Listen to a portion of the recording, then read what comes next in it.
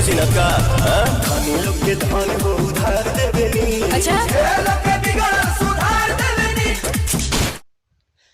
दोस्तों, मैं अर्जुन यादव। पता है जो कि पवन सिंह का आज से 2-4 दिन पहले जो कि ये वाला सॉन्ग रिलीज हुआ था, जो कि इस सॉन्ग का टाइटल है हथियार। जो कि ये सॉन्ग आज काफ़ी तहलका मचा रखा है जो कि मार्केट में, जो कि इसी के बारे में बताने वाला हूँ, इसको रिव्यू करने वाला हूँ। तो प्लीज़ मेरे वीडियो को अंत तक बने रहेगा। मैं चैनल पर नया तो मैं चैनल को सब्सक्राइब करना ना भूलिएगा।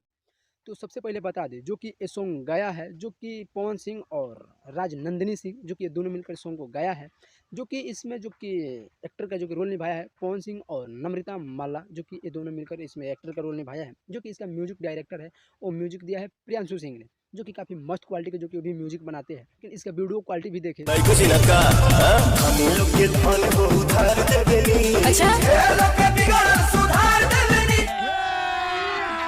अभी मजा आएगा ना भिड़ो। ये सब क्या देखना पड़ रहा है? अच्छा है मैं अंधा हूँ।